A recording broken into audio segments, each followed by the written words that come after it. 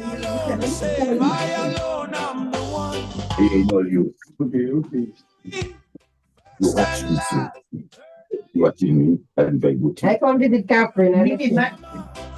Ever present majesty. From Genesis to Revelation, shout again. Shout again. Jehovah reigns. Jehovah reigns. Jehovah reigns. Jehovah reigns.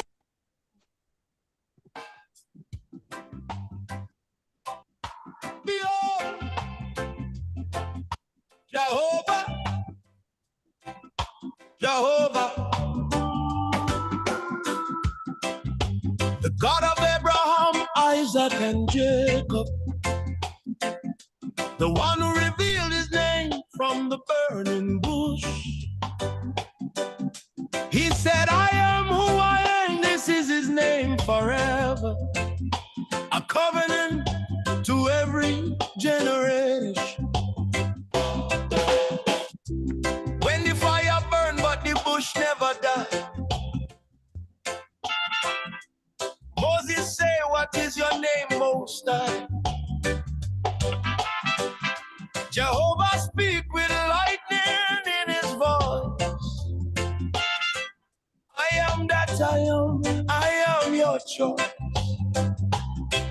Tell Israel, I am sent you this day. The God of your fathers lead the way. Oh, this is my name, forever proclaim.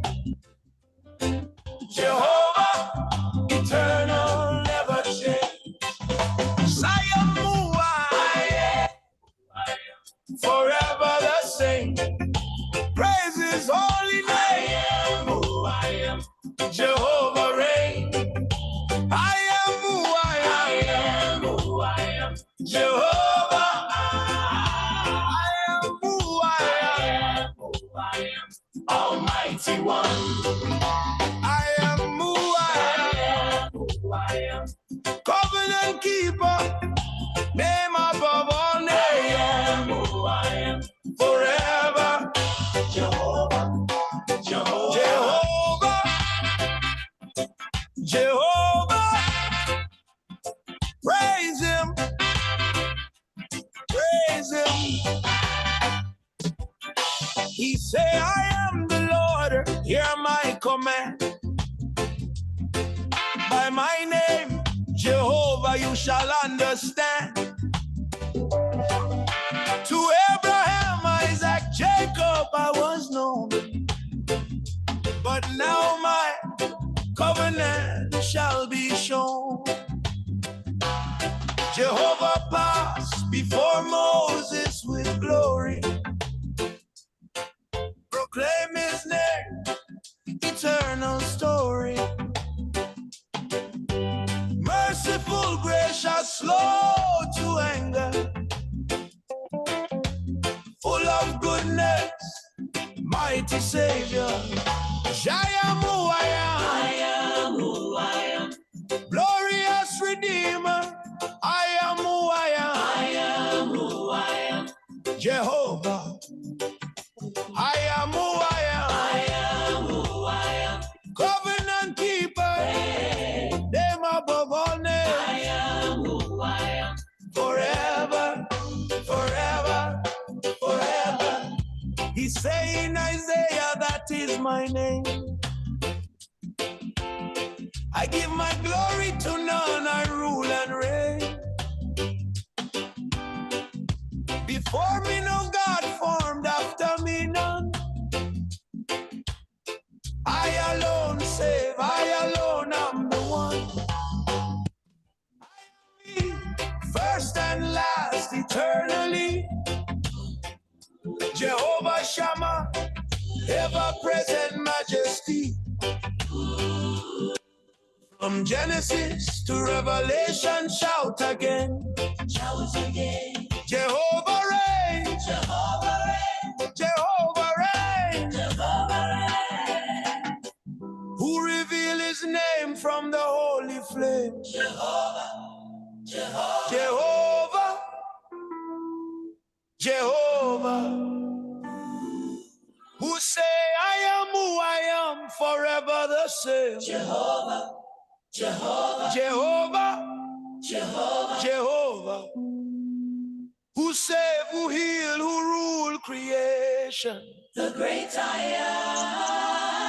am, our salvation. I am who I am. Jehovah, Jehovah, I am who I am. I am who I am. Mighty Redeemer, I am who I am. I am who I am. Ancient of days, we lift your name. I am who I am. Forever, forever. Jehovah, Jehovah, praise him, praise him. All right, yes, folks, that is where I want to say a special greetings and welcome to all of you locked into the space at this time. Forever. It's already 9 minutes past the hour of 6 o'clock, not just in Dominica, in which we are streaming this live program from, but in the rest of the Eastern Caribbean in which we live. Answer when I call. And all of those of you further afield, welcome, welcome, welcome. Praise him. We're starting off this evening's program with some song of praise. He say I am the From this very prominent group from Suriname, entitled or named rather Steffa Productions. Jehovah, you shall understand. A very powerful number in Suriname from Steffa Productions. Jehovah was known. Giving him praise, huh? Big praise. Covenant shall be shown. Jehovah passed before Moses with It's always important to look above and to give the big God above some praise, huh? eternal story. At least it is because of him Merciful grace we can move and have our being. full At least for those of you who believe in him, that is. Savior. I am who I am. I am who I am. Glorious Redeemer. I am who I am. I am who I am. I am who I am. I am who I am. I am who I am. Covenant keeper. So yes, folks, those of you tuning in at this time, welcome to Civic Vibes. This program is aired each and every Sunday from just about 6 o'clock. It is streamed live via Facebook and YouTube. And so all our YouTubers and our Facebookers this afternoon, thank you very much indeed for tuning in. A very, very interesting, a very informative, a very big program awaits you guys this evening with a very special guest indeed. Alone I'm the one. His name is none other than Mr. Peter Carbon, former agriculture minister in Dominica. Jehovah Shammah, ever-present majesty. A number of people said, and I will agree, To revelation shout. one of our best former minister of agriculture in Dominica, Jehovah reign. he did not just talk the talk, Who revealed but as minister, he put things in place so that Dominica could prosper. Jehovah. So all of you there, Mali Ostri, Rosa Robinson, and the whole folks of you, good evening to you guys in a very, very special way indeed. Of all names. Yes, tell Lou to tell Sue, tell Paul to tell all that the program is on. And all of you can participate or partake in the program thereof Jehovah. when sometimes later we open up those telephone lines so that we could hear from you indeed. The lines to get your comments, your suggestions in, they are 245-2396 and or 614-9470 indeed. Those numbers will be plugged in into the live feed Jacob, I was known. so that you can be much more acquainted with these numbers. Again, 245-2396 or 615-9470. These are the two designated numbers to get your comments or questions in the conversation. His name, eternal story. So yes, the 12th of April 2026, Oh, to anger. another big program awaits you guys this evening. Mighty Savior. I am who I am. We're gonna talk a very interesting topic this afternoon. Redeemer. I am who about a thing that has happened and continues to happen in Dominica, especially around election time, where various politicians buy your vote. And so, I guess this afternoon, he will expound on just how that process in terms of vote buying will affect or can affect the governance of the country and, yes, your long-term prosperity. Brother Peter Carbon. Before me, no God formed, after me, no. So without saying much more, in the interest of time, let me move across to Alvin Thomas. Alvin is always there. Alvin, good evening to you, my brother, in a very, very special way indeed. Yes, good evening, Lofty, and pleasant good evening to you and all our many folks who have already logged into the program. We were out for what? Three Sundays? Yes. Yep. I know they missed us and we missed them as well, of course. But we're happy to be back and just want to say a pleasant good evening to everyone. And as we always do, anyone celebrating any special event, we want to say congratulations, if it's an anniversary, a birthday, whatever it is. And anyone that is mourning any loss, we also want to extend on behalf of Civic Vibes our condolences. In a special way, I want to say good evening to our guests, Mr. Peter Carbon. Good evening, that's Ben. my friend, my personal friend, so I can call him Peter. Yep. I had the opportunity to work with Peter during his tenure as minister. Not directly, but he was in agriculture and I was in tourism as the assistant secretary. So we interfaced quite a bit. But I must remind you that we built the first tourist visitor centers. That's correct. Yep. The Dominica had none before. Good. We collaborated quite a bit as assistant secretary, liaising with his ministry, based on how the ministry is supposed to function. I'm not sure if that is happening now, but the professionals in the ministry were allowed to work and advise the minister. The minister would take our advice, listen to us, and based on that, we would formulate policies and direction for the country. So I'm happy that Peter is here this evening to share with us. Yes, Lofty, the topic at hand is a very, very important topic, the question of vote buying. It really bothers me to even reference it that way, because never did our forefathers who fought for that right to vote in their wildest dream ever believe that in 2026 an individual would exchange his vote as a commodity for a price. It's kind of a slavery mentality, if you ask me. And clearly that approach distorts democracy. Democracy is distorted. Leadership is not elected. Leadership is selected in a process like that. They're not elected. And therefore, as the topic itself says, it weakens governance. It creates corruption. It creates a cycle of corruption. And it certainly does not lend to long-term prosperity. So I'm sure Peter will share his own experience with us, because he has quite a bit of that. Even prior to getting involved in government, Peter was a community man involved in the political and direction of his country and his community. So I'm looking forward to that exchange. And I will, of course, sit back, listen, learn, because every program is a learning process. We all learn as we go along. So I'm sure I'm going to learn a lot from what Peter has to share, and will contribute accordingly. So again, welcome to all the folks. Welcome, Peter. Sit back, relax. As Lofty said, tell Sue to tell Luke, to tell who else. And let's have a very interesting and engaging conversation this evening. All right, Alvin, thank you very much, my brother, for your opening remarks, as it were. Brother Bernard Aline, you're listening, you're locked in. Good evening to you.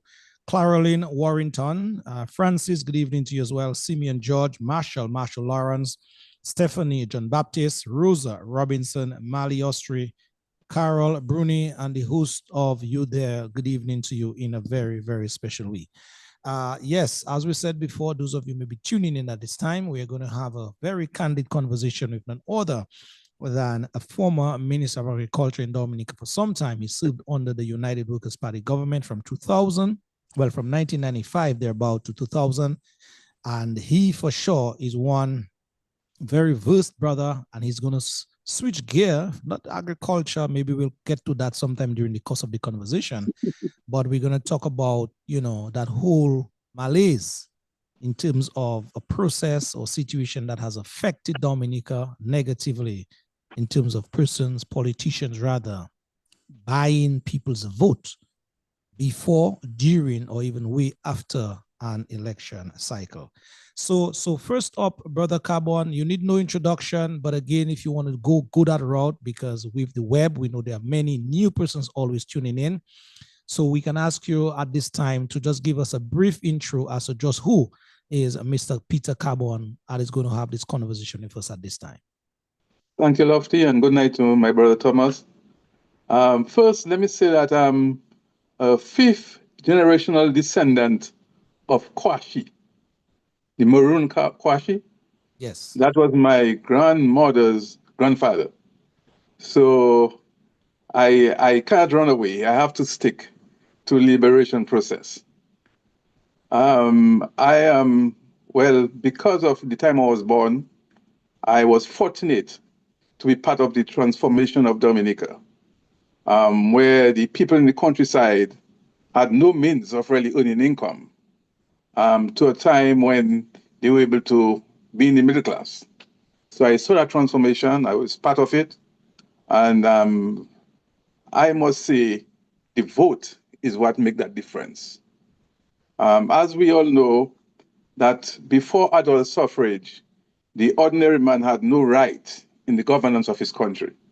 It was controlled by the people who had property, those who had property that could vote and could run for election. With the coming of adult suffrage, we had political parties emerging, and a young man by the name of Oliver Leblanc, who was an extension officer, he worked with farmers at the time, emerged as, I would say, the father of Dominica, because he put focus on bringing economic development to everybody, the ordinary man. And I must say, if the ordinary man at the time had didn't see the value of that vote, and sold it for what he was offering at that time was rum and party and meat. That was they were offering voters at that time. They would have never experienced that economic transformation. I'm old enough to know that when Mr. Laville was running against Mr. Stevens from Marigot, he held a major party in Cabana Beach. And those people around my age or older remember it. And everybody from Woodford Hill, it was Woodford Hill to Marigot at that time, that was the constituency. Kalibishi to Marigot, sorry. And all the villagers went up to Cabana and they had a fun time. They drank rum, they eat cattle meat, and everybody thought, okay, we're going to win because everybody went to his party. The day of election in my village, he got one vote, because the people at the time realized that if they want to improve their life, they had to put value to that vote and vote for the messenger and the message that would transform their life. And I think that starts the process of what we experience, especially in the rural areas. So you are convinced, Brother Carbon, that situation that started all the way back then continues today, but in much more an exponential manner. Well, the thing is, it's even worse today, because you sell your vote, but who is the buyer? Who is really paying for your votes? Nobody knows. Where the money originated, where the money come from. And from what we experienced in the last few years, it looked like some people benefit from their investment by controlling the local economy. I mean, when one man is controlling 90% of our infrastructure development without challenge, without bidding, that must be payment for something. True. And maybe that's the payment for the money that's spent in buying the votes. So Yeah. you sell your votes and you sell it to an outsider, a stranger, and he control your economy, he control your jobs. Yeah. Yeah. It is quite fitting, Peter, that you basically started off with the adult suffrage situation, and then political parties came into being. But let us start from sort of the foundation aspect of it, and asking you to give our listening public a brief explanation as to how critical, how important, how sacrosanct, as it were, is the vote of an electorate. But let me just add quickly to what you just asked, Peter, Lofty. In that response as well, I know you gave the example of Mr. Laville, I think you said it was. Yes, Laville. And Miss and Stevens, is it? Yep. Stevens. So maybe just for the benefit while you answer the question that Lofty asked, just give a brief description of the two candidates, because that's important. Because Laville, from my understanding, and you can clarify that, was a prominent money businessman. And Stevens was just an ordinary teacher. Stephen was a teacher. But he was a teacher. Explain that. Yeah, explain that. Yeah, W. Stephen was a teacher in Marigot, and Mr. Laville was an estate owner owning thousands of acres of land. At the time, he was considered one of the barons of the North. So he was high class, and a lot of people looked forward to him as what we call a master in those days. He would have his servants, and would have the only person with vehicles and all of that. And most people would work for him for a wage. You know, so yeah, and even at that time, the citizens were able to make that conscious decision that they would elect somebody in the person of Mr. Stephen and not select somebody in the person of Mr. Laville who had the money. Yep. Okay. And the transformation started. So yeah. So you could go ahead, I think, and answer Lofty's okay. question. What we let's go back to our political structure. As we know, we operate in a democratic system where we expect election to be held at least once every 5 years, and the citizens are asked to elect a representative for their constituency, for their area. That is the basis for election. We don't elect a prime minister, we don't elect nobody else but one person to represent the people. And what that does, it says we come together, look at the various candidates. They might belong to political parties or independents, and the majority of people select that person to be their voice in the Parliament of Dominica. That is what our voting is. The system of government requires now that the party with the majority of those elected members to form a government. And there they would have their manifesto and their programs, and they would elect personnel to be managers. We call them ministers, but they're really a manager to manage various aspects of our government. But the important thing about the vote, it has to be a vote of conscience. It has to be, because when you sell or you give away your vote, you're really giving up your life, what you expect to achieve in life for at least 5 years. Because you're saying that person is going to make things happen, that I can be a better person within that period of time. Not even me alone, but my community and my future. So you sit back, you think about it and say, look, if this person wins, I expect to climb up the ladder. I expect development. With development really is not buildings or roads or anything. Development is a movement of a people. You're moving from one level to a different level. And your level is services. As you developed, you have more opportunities. So in the old days, we only had agriculture. Then we have and fishing. Then we can have services, telephone, electricity, plumbers. And as you develop, you have more services, you create more opportunities. So even if you get all the roads and all the buildings and everything, you look at it pretty like vast, and you haven't got those opportunities being created, then there's no development. So yeah, I say it's a vote of conscience, and when you sell it, I mean, I can compare it with something like prostitution.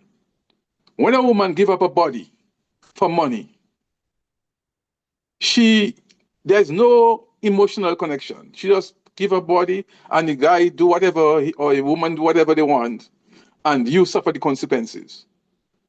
That's what it is. You give up your right, your inner being. You sell it for a figure. And it haven't got no money can pay for it, really. That emotional stronghold you have, that tool you hold there cannot be paid for. Because if I know I can depend on buying votes to stay in office, I have no reason to make your life better. I know I can do whatever I want, enjoy myself, have fun, keep you in misery, keep you dying, keep you everything going wrong with you. And next time I come, I say, ha ha ha ha, I buy your votes. So there's no reason, nothing to hold your representative responsible if you sell your votes. So selling the votes it shouldn't be, for that matter. I had the experience during my past in Dominica. Somebody came to me and said, if I offer his family $400, I have all his votes because my opponent gave him 300. So I told him, if your vote were $400, I don't need it. And I walk away. I tell him, your vote cannot worth $400. If it's that it's worth, I don't need it. And I walked away. That didn't prevent him from winning. But at least I think he still voted for me. But he just see it as an opportunity to make money because some people was offering money. You understand? So that vote have no value that money can buy. Because even if you buy your vote and your community is not succeeding, they might give you $1 million and say, okay, if I have $1 million in 5 years, I can live with it. But if your community doesn't develop, then you haven't got roads, your garbage on the road there, you can't pick it up, then electricity go, you have no internet, you're sick, there's no hospital for you. So that don't work for nothing. What you're voting for is delivery of a better life. Yeah, delivery of a better life. Carbon, I am listening to you there, and I'm very impressed based on what you said so far. There are persons out there who are Bible believers, and they will well know that there's nothing absolutely new under the sun. It's just a recurring of situations over a period of time when that time presents itself. And I want to take us back to a scripture way back in Genesis, as it were, where it is established, I think, in about chapter 25 thereabout, where we had these two brothers, Esau and Jacob. Yep. And it is recorded there that although Esau was the firstborn, and he being the first had certain inheritance, had certain privileges, under pressure of not doing the right things as a firstborn, he basically succumbed to the situation of selling his right, he being the firstborn, to his twin brother Jacob. And it is recorded there. And so it is that principled position now that I want to springboard that conversation from, in that what we are discussing now this afternoon about selling of the vote and things that go on during election that is not up to par with the democratic principles by which we're supposed to be operating from. It happened back then. But as you said before, and I think Alvin or whoever alluded to it earlier, it is just a matter of things are getting much worse now. So we see now our elections, as many will say, it is becoming much more transactional now than anything. So persons now, like Esau back then, are basically selling their right, because it is a right to vote for a person of your choice. But by having that person or another person purchase that right of yours, it can be stemmed back to what happened before, in that you are now giving up that right. You are selling that constitutional right of yours to someone who will take that right and most likely, if it is bought, do something that is anti what you would have expected them to do. And I can tell you, Brother Carbon, I'm on the ground in Dominica, and I will agree with you, Alvin, who said things are basically getting really, really bad where that is concerned. Yeah, but and so anytime you talk to some people in Dominica and you talk to them about elections, the next question or the next scenario you will hear from some Dominicans is, what is in it for me? Who is paying me? Who is giving me to buy 100 blocks, 10 sheets of plywood, 2 sheets of galvanized? Who is giving me the next door? Who is giving me to finish my downstairs, or whatever it is? And that is the reality of it. So the scenario there in Dominica, it is establishing itself so as this sort of give me or scratch my back, I scratch your back scenario. yes, one thing we must ask ourselves and ask these people: who created the condition under which you now have to be begging? Because when I ran for election in 95, 90% of the money I had to spend to buy t-shirts and to pay vehicles and whatever came from constituents. It's the people in the villages that come forward in our groups and contributed 100, 200, 500 to pay the bosses, to buy t-shirts. And for a matter, everybody was buying the t-shirt. You know, so the people knew at the time that your vote, my vote, was valuable, and I was willing to invest in that person because I know I will benefit from that person in government. So we moved from where people were paying or supporting their candidate by paying them, helping them, to one where the candidate find money to go. Now, if you didn't come from a rich family, or you haven't got a big bank account, then the money come from somebody. We have to ask ourselves, who is supplying that money? Where that money come from? And given my observation in Dominica, I can tell you that money come from outside.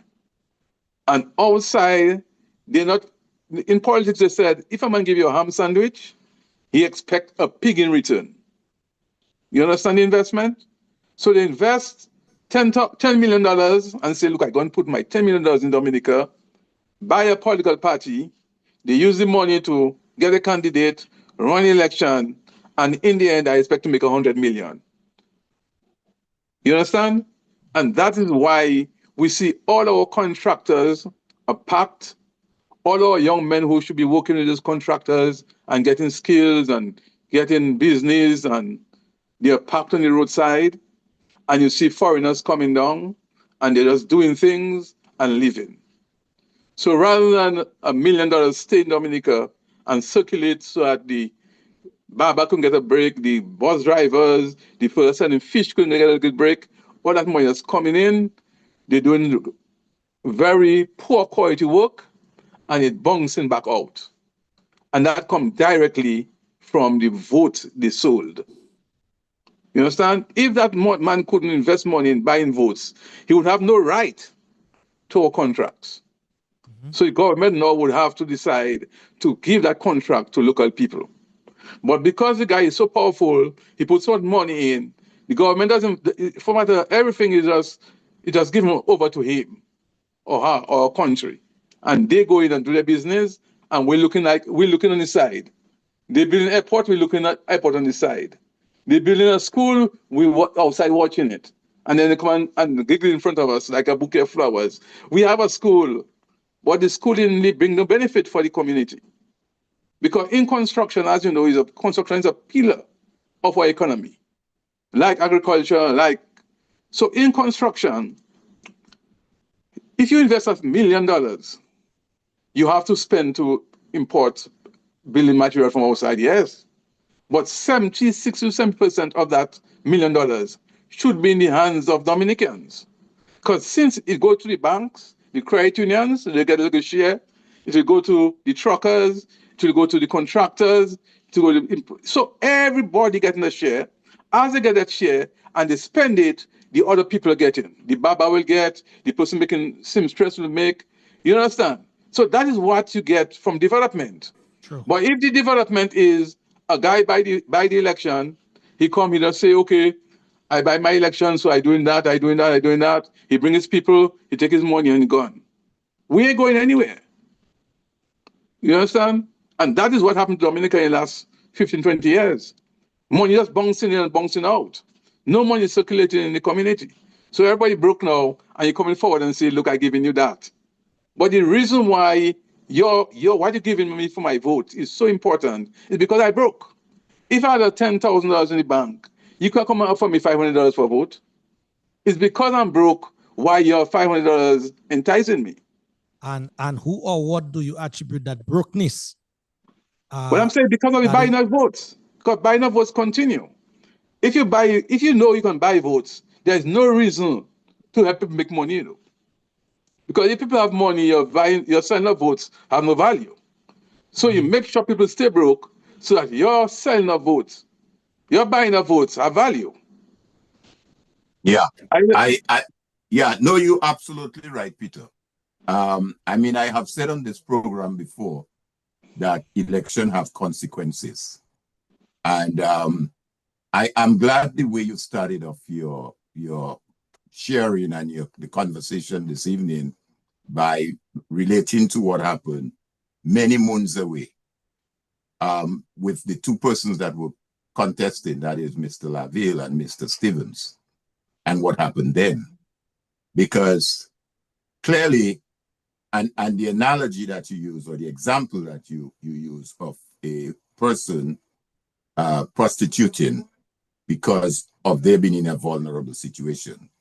Because at the end of the day, I mean, I don't want to sound as a psychologist or whatever, but I am sure many of these women who put themselves in that position did not want to put themselves in that position, but they were vulnerable. Yeah. And that is the reason why they're doing what they're doing. So clearly, and you made the point that Alvin, and don't leave out the men as well, huh? Well, yeah. Because I can tell you there are a number of men in Dominica, male men, supposed to, who are sitting by the road side, doing absolutely nothing for themselves, and around that time they are prepared to cash in. Yeah. So that's right. But also I think you made the point that I recall myself from the elections that I knew prior to what obtained the last 4 cycles. You were right. Supporters would buy their T-shirt.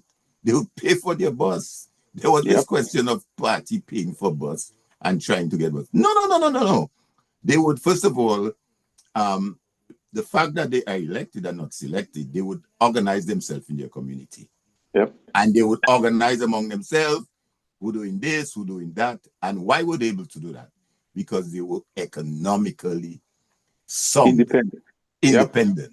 So a farmer in the village who was doing well could say, well, I will spend $1,000 and provide transport. Another one will say, well, I can do this. Another one would say that. And they were not really depending on the individual that on the candidate. The candidate for election. I am aware of that.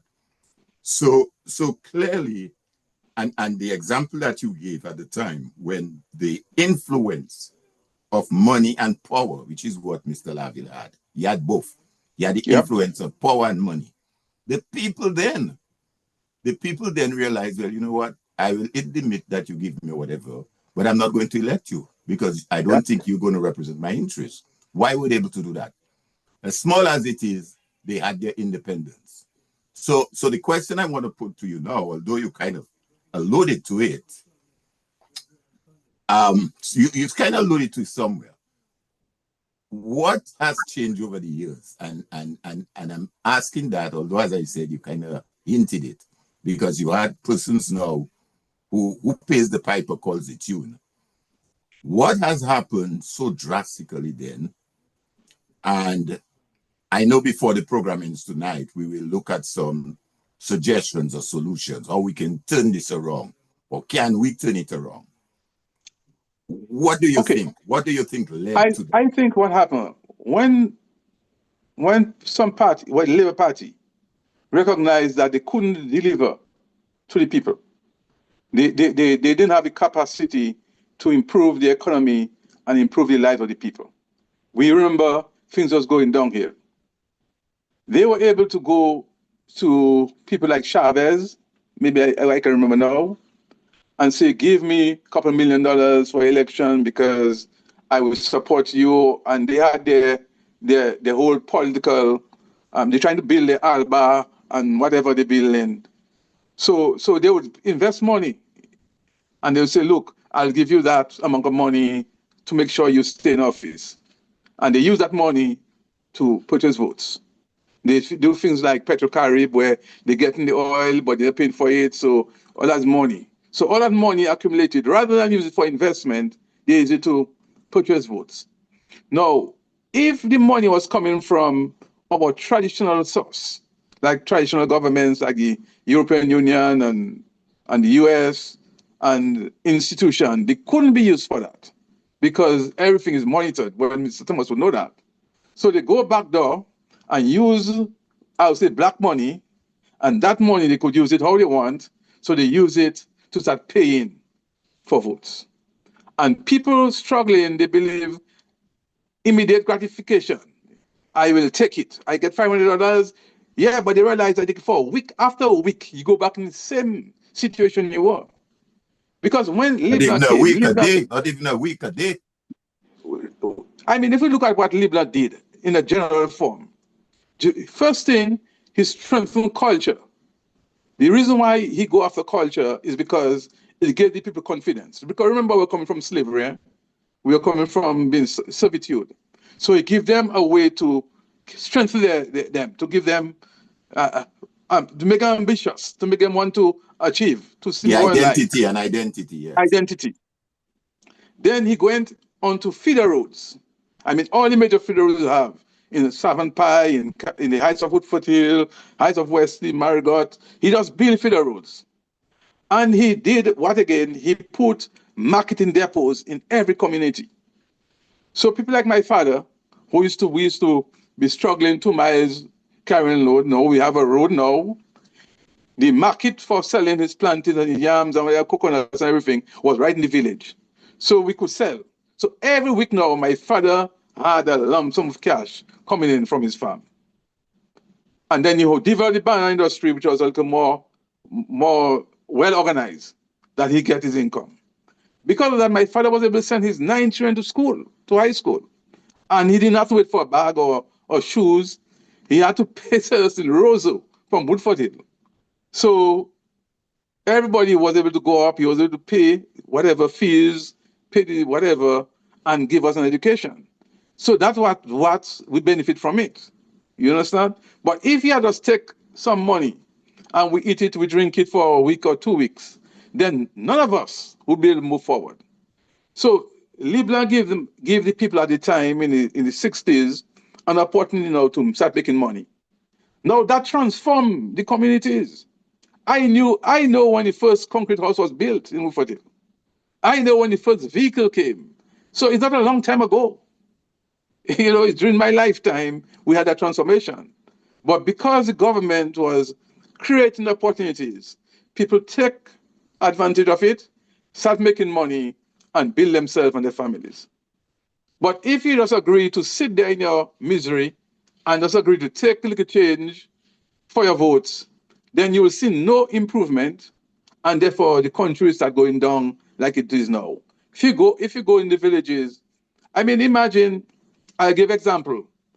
My village, Woodford Hill, was bringing in about $6 million a year in circulation from agriculture.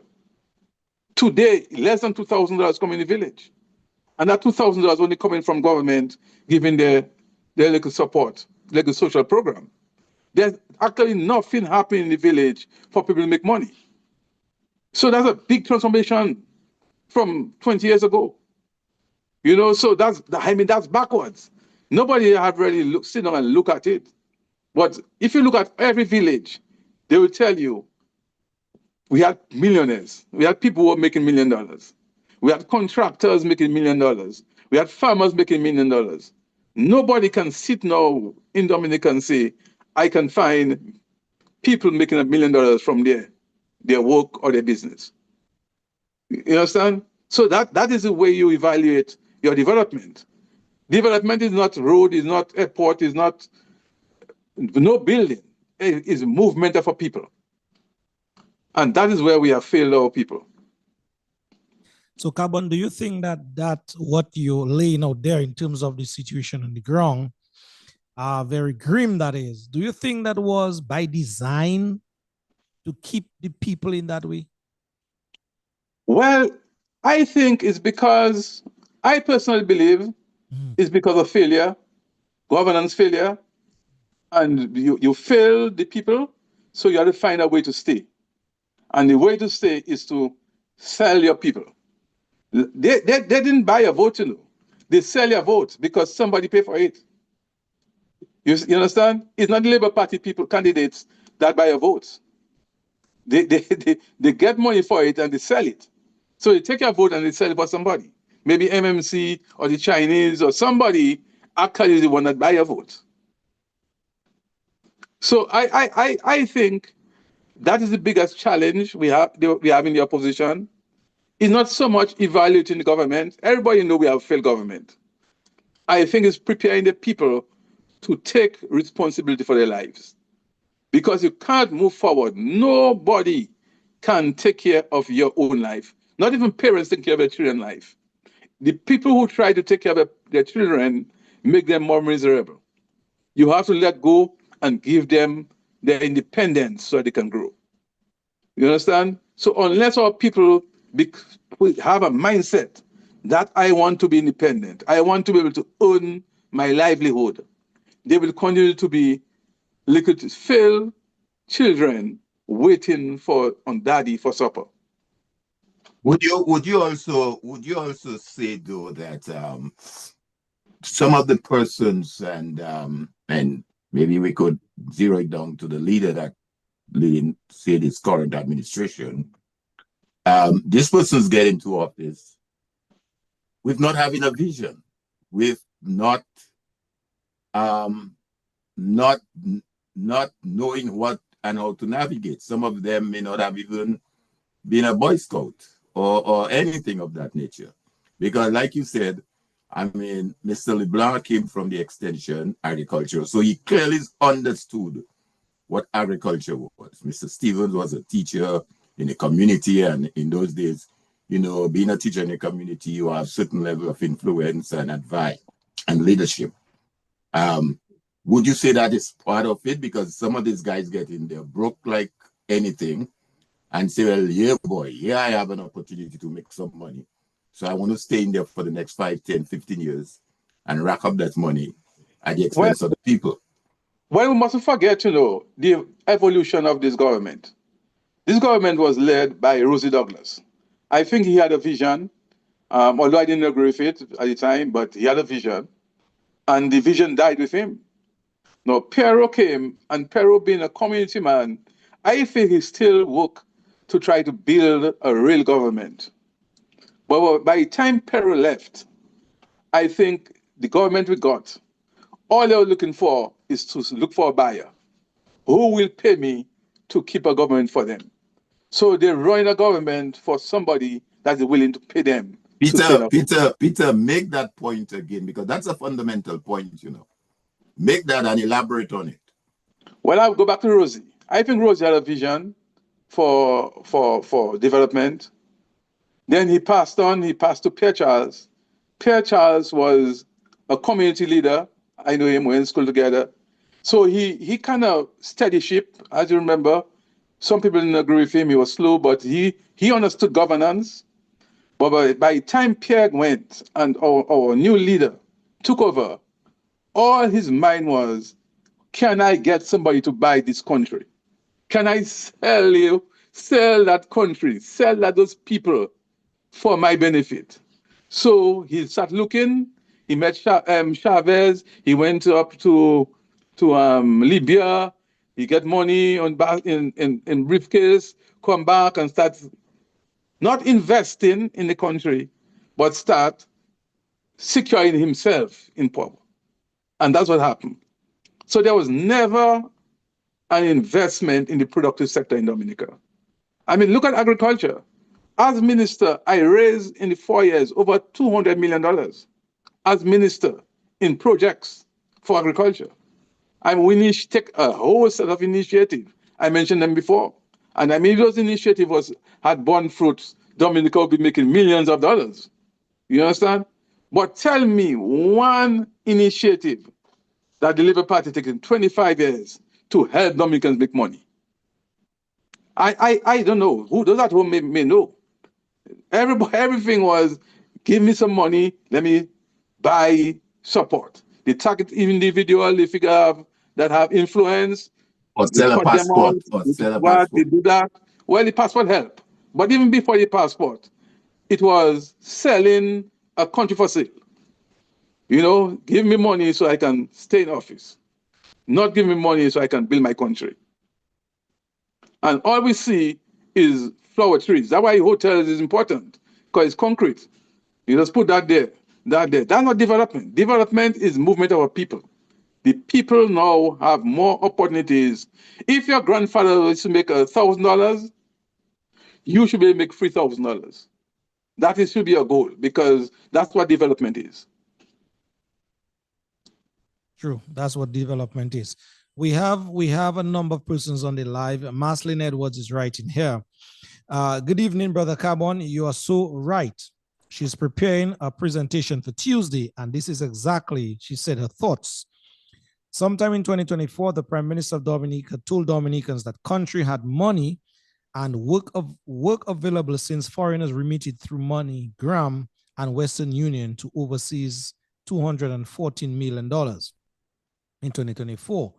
Imagine what $18 million, she said here, over 12 months could have done for Dominica's economy and its goods and services instead of sending it abroad. So Marcin is basically just agreeing with your point, where you said that there are a number of projects happening, but Dominicans, the indigenous people of Dominica, they are not participating, and they are not therefore receiving most of this money so that this money could remain ashore. Well, yeah, because the person who paid for the election is the one deciding what happened. Mm-hmm. Is the person that paid for the election. I mean, you remember what happened by Granby? Was it a girl named that in the not Pitsavan constituency. Pitsavan constituency. The girl from Pichler. The people there, they will select somebody to run for them, and somebody from outside say, look, that's not my candidate. I have my own candidate. Remember that, Lofty? Yes. Okay, so that's an example of what happened.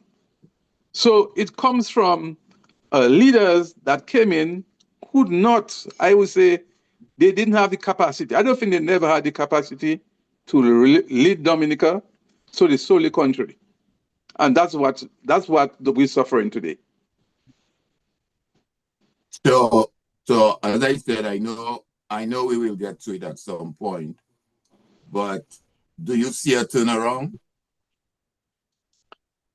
Well, the thing is, I'm impressed with some of our people in politics today, and I believe they can motivate our people to take a new look at governance.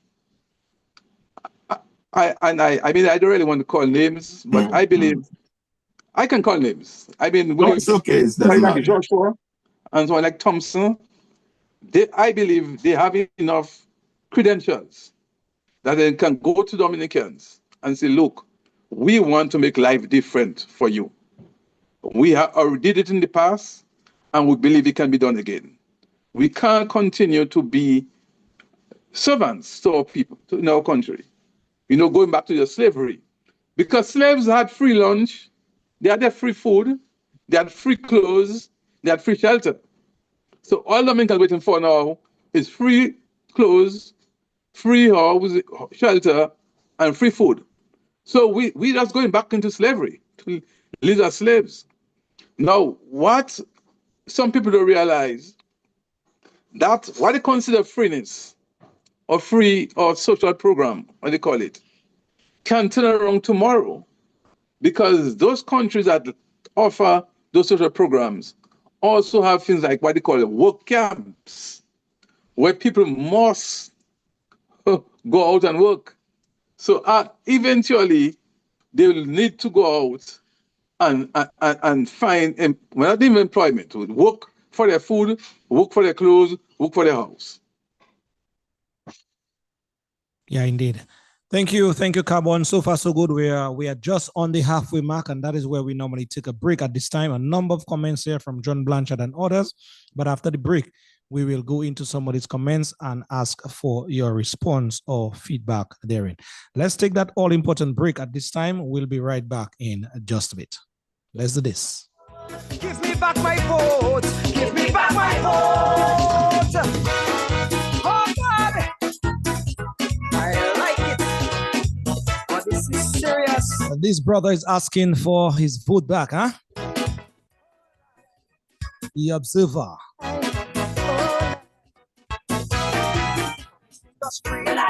And prosperity.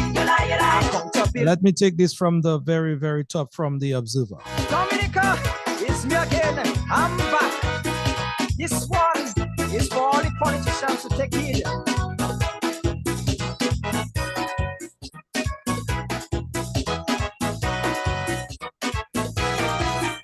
I've always made it my duty to put my country first. Anytime it comes down to politics, and the party that addresses issues and offer the people hope is the party I would always vote. But some politicians more than others does my vote with empty promises, which they know they can't and don't intend to keep. Whoa, and for 5 years we can't do nothing about it. Next time I give my support to government, I will demand a mutual agreement. I'll assign my vote to you on a contract, and if you can't do the work, I'll take my vote back. From this industry, This brother is thinking about taking back his vote, huh? you make a fool of me. Talks about signing a contract for anyone who wants his vote. And give me back. And based on the results of that contract, Oh, give me back my vote. he will decide whether he is leaving you with that vote or he's taking back his vote, huh? Promise. Not if you sold it. The Observer, Davidson Victor by name. Break my hope, so now I have to rock your boat. Give me back my vote. Give me back my vote. Give me back my vote. Give me back my vote. For those of you maybe tuning in at this time, it's 7 o'clock here in Dominica and the rest of the Eastern Caribbean. We have been talking to Brother Peter Carbon from 6 o'clock. Vote buying and the implications thereof for governance and long-term prosperity. And all their lies, always making your own hand, two finger in your eyes. And then when they get into power, they acting just like a dictator, doing worse than the governments before. And when they're in opposition, they know all government corruption. But in their own party, they never know what's going on. Whoa, and if you talk, you'll be surprised to see how you're victimized. We have to make politicians be aware. It's we who pay them to run our fear. But when they get exposed, they never admit. They're always looking into it. Oh, promise employment and development. All right, folks, let's get back to our guests here in the interest of time. 2 minutes past the hour of 7 o'clock already. We'll get back to Observer maybe at the end of this program. Brother Carbon, before we get into some of the comments, do you agree with Brother Observer in principle, basically, where he said that Well, if you sell a vote, contract? Yeah, but if you sell your anybody vote, wanting his if you vote sell your and vote, you based on can the get it results back. of that contract. That's if you vote conscience. But if you sell it, you sell it. It's gone. So you can get it back. So that so he should give him back his vote. It's But an only exchange people. commodity. Yes, if you sell it, you can get it back. It's a Because commodity, people. yeah. Yeah. And, Well, and one thing I would like to mention before we move, the same even the buying of influence is more than buying of votes, because there are a number of leaders in all our areas of life in Dominica that because of special favors or special privilege, they know deep down in their conscience that the country is falling apart. They can see it every day in garbage on the street. They can see it with the young men on the roadside. They can see families going up steps looking for, but yet they will sell their influence. And these people are more dangerous. I consider them the house slaves. The house slaves, they know their brothers out there in the sun dying, but because they're inside and they're getting the leftovers from the massa, they protecting him.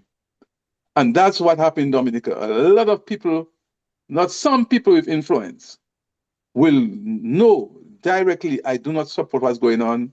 I know my country is going down the drain, but I'm willing to give up my conscience to ensure that the people who give me favors remain in office. yeah. Let me ask you, Peter. One area that maybe I would like to hear your views on briefly has to do with campaign financing. That was a major issue in the recently electoral reform discussion. And it was a recommendation that Sir Byron had strongly recommended and had submitted that aspect in the legislation. And that was removed. And even Mr. Julian Johnson, the former secretary to the cabinet, and himself an attorney, presented a paper on that and felt that that should have been included because, and it's an issue not unique to Dominica, yeah, I would say the region, because campaign financing, they feel, is one area, given what you said now and the way in which campaigns have been financed, that there need to be some regulations on that, something regulating it. What's your take on that? Because currently we just had legislation passed last year, and that is not in it completely. It was rejected. But as you will hear from various persons in the ERC, the opposition, that is something that has to be looked at in the not too distant future. Well, we can fool ourselves, This Labour Party will never look at campaign finances because they don't debate any issue, they don't present any program, they don't defend any program. All they depend on is money to spend. All they do is spending money. Nobody know where your money originates. Nobody know who is the one financing them, but they have money to do all kind of different things just around election time. And all people have to wake up. Young people might not know, but the older ones, you have to let them know that you can only move forward as an independent person. God created you, He make you for a purpose, He give you some talent, and He expect you to use that talent to develop yourself, build your families. And Dominicans are talented people. We can get things done. None of the people who leave Dominica and go abroad is going for free houses and for free money and for a red clinic. They go in because of somebody government creating an opportunity for them to go out, work or do a business and survive. So our government have to start doing things so that people can get the opportunity to use their talent, and use their profession, use their talent, and build lives for themselves and create opportunities for others. So do you think campaign financing will even the playing field, level the playing field? I say it doesn't make sense to talk about it because the Labour Party will never look at it because that's all they have. All they have in campaign is money coming in their pocket and they're buying influence. So they'll never look at it. Imagine our Prime Minister sitting in a debate with any of the leaders of the past 25 years. He never debated. He never presented a program for development with the people in mind. He will say, do a structure there, he'll do a structure there. But where's the people? Development is people. You know, where are the people? Where are the young men that sit on the roadside in my village? About 20-year-old mad young men there. When I grew up, there's only one mad person I know in the village for years. No, we have 20 young boys there. What went wrong? That is what is destroying our country. What happened to our village activities or sporting activities? And one more thing I have to say is that when you are elected, our system provides that you serve everybody. You get the majority, but you have to look at that everybody voted for you. That's the way the system works. The system wasn't selective to say if 50 vote for you, serve 50, because the other 40 people continue to pay taxes, and they're supposed to get equal opportunity from government.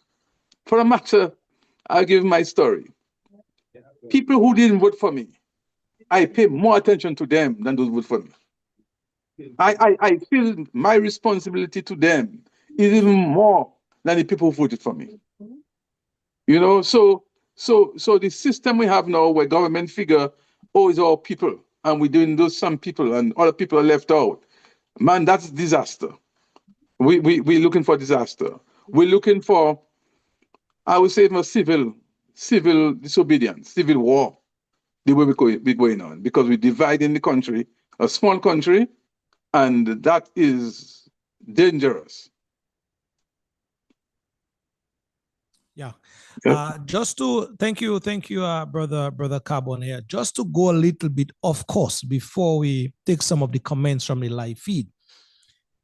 Whenever this cancer that I call the Labour Party, or they call Labour Party in Dominica, does something, it is not my business really and truly to sort of highlight or give credence to what they do.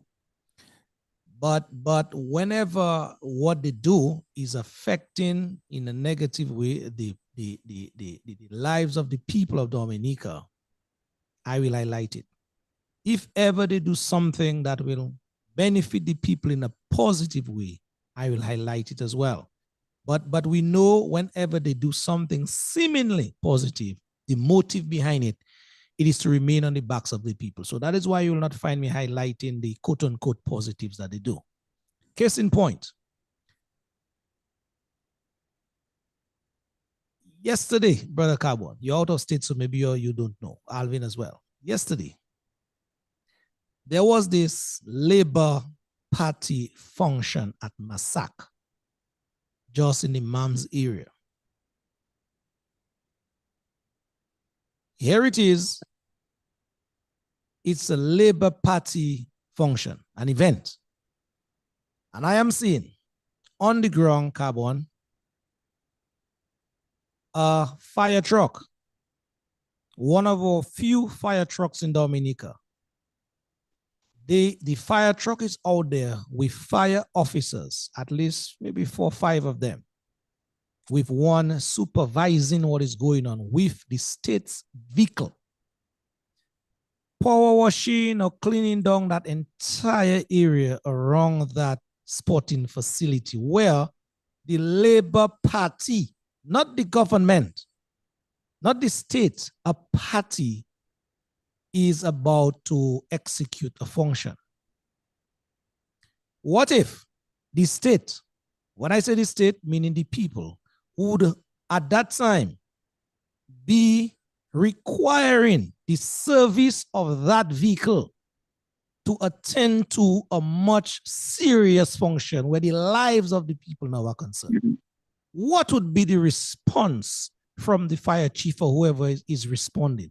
They would tell you that vehicle is out, we don't have vehicle, or whatever it is. And it is these things that contribute to the conversation what we're having today, Carbon and others. This Labour Party has brought I hope they pay Dominica. for it. I hope you must check and see if they pay for it. Pay for what? Pay for what? Pay for the services of the truck.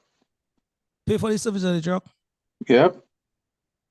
Well, I have seen that strip long enough to know that they will not pay for it. I know they wouldn't pay. The Cubans sent down materials to Dominica after Hurricane Maria, Peter Carbon. And the Labour Party, not the government, the Labour Party took some of these materials and they built and erected a house on King George V Street that is now known as the Labour Party House, the Red House on that street, once owned by the Winskis. So here it is, materials that should have gone into the coffers of the ordinary people. The Labour Party hijacked those materials and they are now publicizing it with a house that they call their office on King George V Street. And the list goes on and on and on in terms of the abuse, the very abusive nature of this government where the state and its resources are concerned. And it is a very lamentable thing. And I hope and pray that the Dominican people that I am part of, they will get up one of these days and understand finally what has been happening to them. And if we don't do something together as a people, then as they say in Pato, Corporal will not just smoke our pipe, but we'll have no pipe at all for that Corporal to smoke. And Peter, it hurts me when this cancerous group called Labour Party, what they do to the Dominican people. And as I said, in the interest of time, we cannot, drag on. But the list goes on and on and on. It is 3 years past the time now.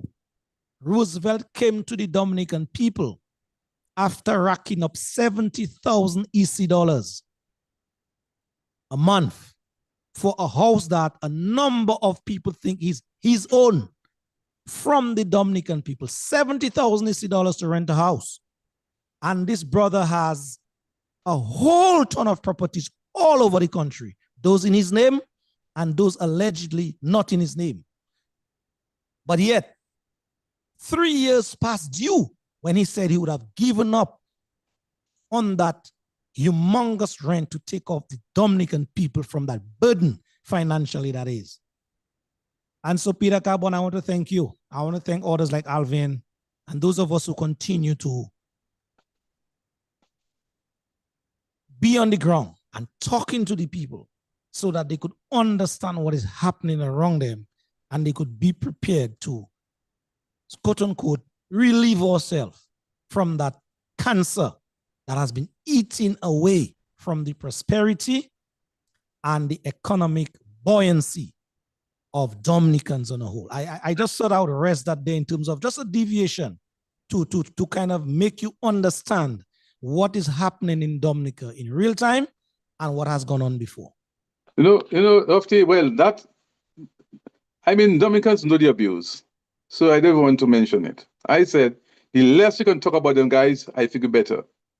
But I was listening to a discussion the other day, and I heard one of the supporters said that the Chinese have a lab to test material. Lofty, when I was going in the 60s, Public Works had a materials lab. In the 60s, You know what that is? We had technical people, chemists in Dominica who were trained to analyze building materials to be able to use in construction. So you have almost 180 years. You have a Labour Party and you have to depend on Chinese to test your material. What happened to the hundreds of young people that graduate from college? I just give an example. If in the 60s you had a materials lab, now we're saying, oh, the Chinese will test material. You understand? So Chinese children deserve jobs, but our children don't deserve it. And that's what happened to us. Nobody looking for opportunities. Nobody looking to build professionals. Nobody building a professional base. All our life, we knew we had a professional base in the hospitals. Doctors. People came from outside to assist, but we had our leaders in the hospital were Dominicans. Every one of them are frustrated or fired, and you have foreigners taking lead for healthcare. And you can go on and on. You have to build that's what the country is. You have your professional base and you build on it. You get help. Yes, they come in, they help you what you have and strengthen it. But you can't destroy what you have and bring people from outside. You have nothing. We have nothing in Dominica. Nobody, in terms of professionals, almost zero in Dominica in taking the lead for our development. So that's showing backwardness. Do our people don't understand that? I don't think our people understand. If the Labour Party today can tell Dominicans that VAT was introduced by United Workers' Party, VAT we know was introduced by Labour Party maybe 2 years after they come in office, but yet they're publicizing that VAT was a ULP program. So that tells you the way this one is telling guys. And not just that, Carbon. These lies continue to be peddled. And these people know fully well this VAT situation came from Dominica Labour Party through the mouth, through the machinations of Pierre Charles then. Yes. When, though he had his good intentions, I remembered Pierre Charles saying when that VAT was introduced, Dominicans, we now have to tie our waist and we now have to go through some austerity measures. Yep. And it would take us about 2 to 3 years after the paying of that VAT into the coffers of Dominica, we would have been out of the financial woods, as it were. He said that to Dominicans. And so Dominicans went into that deal with the Dominica Labour Party, then headed by Pierre Charles, with the understanding that after 2, 3 years, 4 years thereabout, yep, at least, even though not removed totally, but it would have been lessened from 15 to whatever it is. Down to this day, Peter Carbon, that is on our back. That VAT is still on our back. And you have some people from that cancer group now basically peddling lies about something that they initiated. Woe unto us in Dominica. Yes. So, Peter, I mean, we have really unpacked quite a bit tonight, coming from you. And as of say, we'll reference some of the comments on the feed in a minute. But if we were just to go back on the vote situation, which is at the crux of the matter, because at the end of the day, I will again repeat something like an old record: elections have consequences. So if we vote the wrong people in, if our votes are bought and we vote the wrong people in, then obviously we have wrong people directing the ship or driving the bus. So, what do you think in terms of maybe the messaging, or what sort of narrative that needs to be framed out there? I know you touch on the economic and the fact that folks need to be independent, and if you're independent, nobody can direct or maybe tell you. You're not subservient to another person, pretty much, as a slave. So how do you think, moving forward, we need to frame in messages, a message or narrative that would help guide those folks? You know what? Your vote is not a commodity. And therefore, these are the consequences. I mean, I don't know if I have maybe I think that is what can make a transformation. That exact question you ask, nothing else can make a transformation. For people to be able to sit back and say, do I want a better life in Dominica? Because I think what we had is the immigration opportunity. People like me and you. Things got bad, boy, let's try to get out and build a life somewhere else. And that has helped served the system over the last 50 years, let's say. But more and more we can see that immigration system is not available. So the people at home now must sit back and say, how can I get my country government organized in a way that will create opportunities for me? I mean, if the Labour Party had continued what was there before, not even the United Workers' Party, what Freedom Party had, I could be in Dominica and live a comfortable life. But when you destroy what I know, which is agriculture. I didn't want a job. I just wanted the opportunity to go on my farm and get things done and make a living. But when you destroy that, then it's either I go continue coming to you to the Red Clinic or I find a way to be independent. So I think the message now is for people to say, do you want to sit back and wait on somebody to keep you in poverty? Because you're in poverty. Anytime you're not providing your basic needs, you're in poverty. Anytime you depend on somebody for your housing, your shelter, send your children to school, you live in poverty. So do you want to live in poverty or you want a chance to be in middle class? Because Dominica had a middle class. Every village had people who had middle income that they could build their homes, buy their vehicles, send their children to school, pay their medical bills. That was Go on independent. vacation, on On everything. vacation. That we had every community in Dominica had a middle class. Today, we hardly have a middle class. Even civil servants cannot live from what they make. They have to depend on some handouts because the income they're making now really is. If you look at take for instance, somebody making $2,000 now, but 20 years ago they were making let's say 1,800. They should be making $3,500 now, based on inflation. But they're still 200. Now the government realized that, so they make sure they increase the salary to do for inflation, because the salary moved from I think $4,000 to $6,000, $7,000 now for a minister. Now what is even more worse? Rather than using that income to make investment for the people to make money, they share it among themselves. You have 18 ministers, 4 people doing the work I used to do alone. 4 ministers now taking the responsibility I had. You understand? So you have 18 ministers running a country and they had nothing to show. Everybody is, thank God for a prime minister. So it looks like he alone is the one that's supposed to be working and everybody is there just to clap him and thank him. So why are we paying them a ministerial salary? We have how many advisors? You know, what they're advising, what is where the advisor in tourism or in agriculture or in fisheries. That's where we expect to make some money. You need to invest in people there to take the lead. You never hear them, you never see them.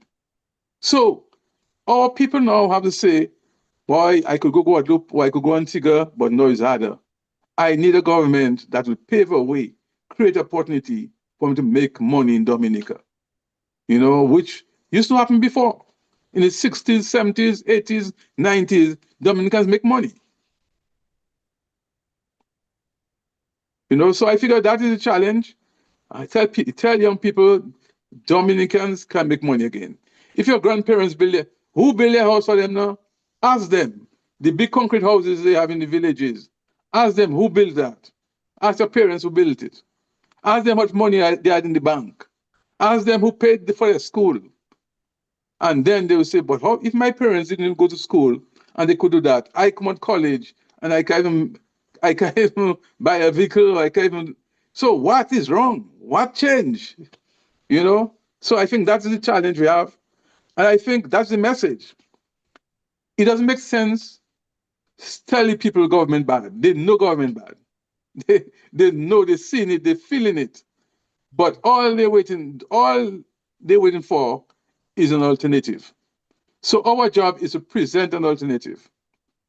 So I guess the tagline is to ask the question, are you better off now than you were 5 years ago? Than your parents were. Than or your 10 parents. years ago. Or your parents. Or your are you better parents. off than your parents? Are you better off now? And let them answer the question. Tell me, honestly. Yeah. Are you better off than your parents? Yeah. How much money you have in the bank? And how much money your parents had in the bank? You know? Yeah. So that's the question. Alvin, let me put that question into context, into Dominican context now, so that we could understand where we at in Dominica. And when I speak, I don't speak just out of my head. I have the situation firsthand, and I can bring them out in a very factual manner.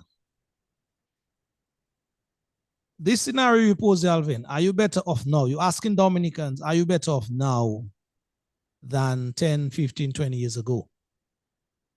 Do you know, Alvin, that the politics has gotten so bad in Dominica, tribal at that some Dominicans, even though they know and can answer in the affirmative that their situation now is certainly not better than 5, 10, 15 years ago, they would want it to remain so. Do you know that, Alvin? A very direct question to you. I mean, you're asking me a question, and I'm trying to figure out how I should respond. I can respond for you. You'll respond for me, Peter? Yes. Take that question for me. You know, what is sad, eh? You know, there are Dominicans who is misery, but they're happy that their neighbor is also in misery. Brother Carbon, let me tell you something. If that was an exam, you would have gotten 100%. And that is that's the reality on the ground, Alvin. Some Dominicans have gotten that thing so tribalistic that they jolly well know in their cupboards now they cannot afford to eat nutritionally. They know their fridge is empty. They know their pocket is dry. They know their bank account doesn't have anything of substance in there. But guess what? They will not choose to put another team or players or actors to help make their lives better. Because why? As you alluded to earlier, Carbon, they misery likes company. So they want to keep you now that is fighting for them in that misery. Yes. So that two of us, like crabs in a barrel, we are there at the bottom, struggling, fighting with each other. So that is why. That is why. One Labour Party closed down the banana industry. Just hold your example. Just hold your example, please. That is why some people choose to categorize or classify Dominicans through the partisan lens.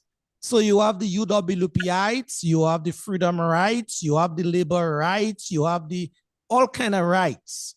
And when those things show up the head, that is where it becomes very divisive. That is where it borders now on being hating your neighbor, as you said before. So they know their life is not good at present, but they will not give Peter Carbon a chance at the policy end of it to help make their lives better. And that sentiment is echoed now by their leader or leaders. And we hear that every day. And it is very sad to see where we are as a people. And so apart from the messaging that we spoke of earlier, there has to be a mental shift now where Dominicans are concerned as to country first and anything after. No, but I mean, I told you, when, remember, the banana industry was a major industry in Dominica. When in 1999, we had Hurricane Lenny. I don't remember that. It was around November. Yes. It destroyed the bananas, and DBMC and the government at the time invest in bringing back the industry. When production came back in around April, May, because I had planted bananas and I had bananas at that time too, the government at the time decided they're not going to help DBMC in getting boxes for the bananas. People must forget that history, it's not long ago. And tons of bananas remain in the field because the government didn't provide the extended credit so that they could buy boxes to pack those bananas. And that's why Labour Party money start failing, you know. That's where money start failing, because that's what, when the bananas are sold, the money comes in, go to the farmers, but the farmers spend it and government get their share. That's where government needs to make money. But because they are so narrow-minded They didn't make the investment at the time, maybe $100,000, maybe $200,000 to get carton for the bananas. Then the banana industry died. Some supporters of the government at the time, you know what they said? Ha ha, they're happy bananas die. All of us will come to the same level. Because banana farmers were, I say, middle class. And some people were working for them or doing other things. So those people who consider themselves labor, labourer, that's what the Labour Party used to say. They say they're happy the industry die, labor kill fig, because nobody will make money again. You understand? So Tom, I answer the question. Okay? So that is a problem in Dominica. But coming on the party, nobody in Labour Party today was no more Labour than me. I grew up in a Labour Party home. My father was one of the organizers for Oliver Leblanc. I worked for Labour Party in my early days. And I move on. I mean, I support United Party, but I'm not a worker. I'm a Dominican first. Dominica, I want to see change in Dominica because I believe I was born in Dominica for purpose. And even I'm out, I need to extend a purpose. Make life better for the people of Dominica. That's all I'm concerned about. Don't care who do it, just make things better for our people. Yeah. Thanks, lovely. So, Peter, on that note, though, and I like what you just said. There are two trend of thoughts there. You have the young people who all they've seen for the last 20 years is this Labour Party government. And say you had a young man when that party came into office, maybe at 20 or thereabout, now 40 plus. That's all they've seen. And therefore, they behave in a particular manner. And not all of them, I would say, but quite a number of them are the ones that use their votes as a commodity. But given what you just said in terms of you and your involvement in the Labour Party and how you grew up and your community, there are persons within your age range, in my age range, that, like you sort of hinted to earlier, it's kind of disappointing because they're not speaking up and they're not doing what they should do. What kind of message would you like to say to them? What would you like to say to them now? Those who grew up like yourself, who can make the comparison that this young person may not be able to make, and saw what it's like, and today, I mean, you see, they sort of just turn their eyes to what injustice is, what the right thing should be. What would you say to them now? If you were to speak to some of them, what would you say? We are our brother's keeper. That's what we are called to. As Christians, we don't think of ourselves, we think of our brothers. And unless the last man in the village survive, your survival is at risk. Everybody must move. Some others move more advanced than others, but you should use that example or as a means of getting energy to move forward. Not to wait to see how we can slow him down, but he making a path, he moving up. We now must look unto him and move up ourselves. Because what you have, I say development is movement of a people. It doesn't make sense. There's a entrepreneur, there's a very interesting phrase coming from the African context, just to polish what you said. It is spelled Ubuntu, Ubuntu, Ubuntu, sorry. And basically it says exactly what you're talking about. I am because you are. Yes. So no one can, be so far from another one because of the economic or political or religious or whatever situation. So Dominicans, by and large, should sort of gravitate towards that sort of, African lingo, Yes. as it were, and lifestyle. I am because you are. Ubuntu. Yep. So go ahead, Peter. No, I was saying because I was so involved in Dominica, I worked 20 odd years in agriculture. on a national basis, as you know. Oh, Then yeah. I work in government. I know the potential Dominica has. I mean, I know the potential. Dominica is a unique country, but it has enough to feed everybody and make everybody independent. You know, all we have to do is organize the resource, invest in areas we believe we have potential, and create opportunities for everybody. You know, and Dominicans are skillful, Dominicans are hardworking. Dominicans go any part of the world and they're taking the lead easy. So all we have to do is provide the opportunity at home and see our country blossom. The second thing, every country in the world is able to use their diaspora resource to add to the development. So leaders at home have to find a way to create opportunities for people outside to either come back or to give their support to what's going on at home. Because we know, I mean, the younger I learn since I'm here, I have a lot to offer Dominica, I can tell you. But even when I tried, they dismiss you. Since you come up, and that's another problem, government is supposed to be used, give everybody equal opportunity. That belief of nepotism or selective, that is a disaster. Because if you give me a job because you believe I support in you, I do not want to do anything to give you the belief that I'm not supporting you. So as a professional, even what you're doing is wrong, I'll keep my mouth shut. Because if I say it's wrong, you figure I'm not supporting you and will fire me. So a lot of professionals at home operate in that way. They don't give professional advice, they follow the policy. Instead of determining or formulating policy, they just follow the policy. And that also is bad for the country. Even we are professionals now, young professionals, as we saw in the case of this young lady, Janelle Brisbane, and this other gentleman, Gary August, making some submission on a particular matter as it affects the development of the country.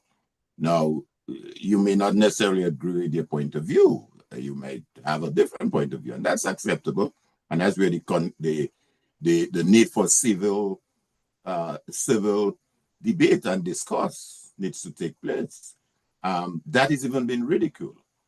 I have not heard a statement coming from the government end yet to say, well, okay, I really want to congratulate and commend these young people for the stand that they're taking and the approach and the contribution that they're making towards this particular issue. However, I don't necessarily agree with what they're putting forward, but I think it's a good thing that they can step forward and engage in that discussion. Not even that is coming across. So no, but that is what strength for policy is. If you make a piece of the policy and then you have other people seeing the weaknesses and identifying, then you go back to the drawing board and come with something stronger. Yeah. You know? So But, that's what strength for policy. Yep. Yeah. But it strengthens the point that you made a while ago as it relates to we having Dominicans, that is, we having the capacity to perform and do things. And no matter where we are, whether we're in the diaspora or, you know, or at home, back home. But in terms of the diaspora, you want to elaborate a little more on that? I know you mentioned, but could you elaborate some more? As we know, I mean, my classmates, let's say, or people went to school, not even class, my schoolmates in grammar school, 98% of us is outside Dominica. And I mean, we approaching retirement age. We should have now be preparing to go back and whatever profession we have to inform, to support what is going on.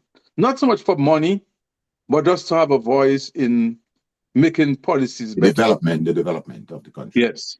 So you have a government that will invite that will facilitate that. And that, rather than looking for people that we can even communicate with, you know, people that we can even understand the language, but is they we depending on. When we have our own people that I mean can make some of the big difference, you know. So Yes, Lofty. Yeah, thanks. I just think now at this time, Alvin, we should shoot at some of the comments. Yeah, And certainly. because these people, they're there with us, they We are can do that. joining, We can do that. and we ask Peter to respond to some of these persons who have been part and parcel of the conversation so far. We have here Marceline Edwards says, I can remember that too well. She said, Jig Jordi, I guess that's the point that was established earlier about the VAT. Thanks, Marceline, for your comment. We have some persons in the region listening and taking in the vibes as well. I think Francis, Jean-Fast Francis is from St. Lucia, I believe, and she says here, jobs are not created to keep some people poor, giving them crumbs to get their votes. And I think I saw an earlier comment from her, basically talking about that same voting buying process that we are talking about tonight. That too is taking place in St. Lucia as well. So Peter, do you see as well that as a sort of reverberating issue in the Caribbean basin in which you live? Well, the things those people are short-sighted, because you might get away with it for a few years while in government, but your country is deteriorating because you're going to change the attitude of people. When people are getting things free, you know what will happen? Stealing, theft going to increase because people don't value work. People don't value work to achieve. The value of getting things for nothing. And when they cannot get or they haven't got enough, it's easy to walk in your home, in your farm, and just take what you see. And that is the culture I figure we're going to develop. And it will affect everybody. Even those people that believe, okay, I am good off, I'm not suffering, I have a good job or whatever. The people, the crowd we producing now, when they're so accustomed of getting things for free, we're going to end up having a real problem in people just walking up and taking things or hurting people for their things. And that is the culture we're going to have. Because the culture I grew up with, everybody was working. Because what you do, people was going out and get something to do. Today, the number of people sit on the roadside waiting for free things. And that free things, when it will come, they will start stealing. And that stealing will be our culture. Wow. Bernard Allen writes here, I have witnessed prisoners, he says, being utilized to offload large amounts of 100-pound cement bags into a warehouse in Kinfield, from which point supporters and functionaries of the Labour Party would come pick up the allocation to be taken away to be utilized as they wish. He continues here, so this was not government projects. This was tons and tons and tons of cement imported from Turkish manufacturers, stored for many, many months and piled to the height in the ceiling of one of the largest sheds at the port at Woodbridge Bay, then transported at the appropriate time to warehouses around the country, offloaded at least at the location in Kinfield by prisoners, he said here again, then distributed to labor supporters for their use. So he ends by saying, it's ain't just ham and turkey that is being delivered, but cement as well. That is a point from Mr. Bernard Allen. Let me just get in another point here, and then we'll ask you for your comment, Peter. Marceline says here, indeed, if Dominicans become self-sufficient, like we used to be, that would diminish the need for welfare programs. Your response, bro. Well, welfare, we Thomas and myself live here. Welfare, anytime you're on welfare, you are the lowest, down to lowest, poorest people in the community. And what it does, it's like a culture that's passed down. So the people who grow up on the welfare, the kids who grow up seeing their parents getting things, then they have no motivation to get skills, to get talent, to do anything they expect to get when they get older. And that is a cycle. So if you have too many people on welfare, you're really creating a welfare state, and a welfare state can't produce. And if you don't produce, you expect everybody to lose out. So initially, I said that the people who want to buy the country will give the money for the welfare. But when they get what they want and they turn away, there'll be nobody to supply our basic needs. Irene Grano writes here, Dominicans like misery, don't like change, but they like to beg. That's one comment here. Marshall Lawrence writes, don't know how and when, but campaign finance reform is a heavyweight, sorry, towards change of an administration, or some supporting the incumbent to vote otherwise. Chiquito writes here, the Dominica I knew was a working nation. Well, the thing is, what people have to realize, your vote is not stock. It's not because you vote for Labour or vote for workers last time that you must vote for them this time. Every election is a new beginning. It's a time for you to reflect on what you have and to look forward for what is to come. So nobody should be saying, I'm Labour right and expect to vote Labour, or I'm a worker and I'm voting for workers, or I'm freedom and voting for freedom. Every election is different. It's a time for you to sit down, reflect what was done by your last representative. And we're not voting for president. We're not voting for prime minister. We're voting for a representative. So we look at our representative. He came, he had a plan. He has said what he's going to do for his village and the communities. Did he do it to your satisfaction? If not, look at what he bring, look at what he give. Partner, what you give me is what I miss. Anything you give me now is what you didn't give me for the last 4 years. So thank you very much, and I vote you out. And if Dominicans start seeing that way, if you believe I'm so poor that you have to go and give me money or you have to give me cement, it's because you fail to give me an opportunity to make money. So what you give me is for what I miss in the 4 years I've gone. So now I'm going to take action to change you and get a new start.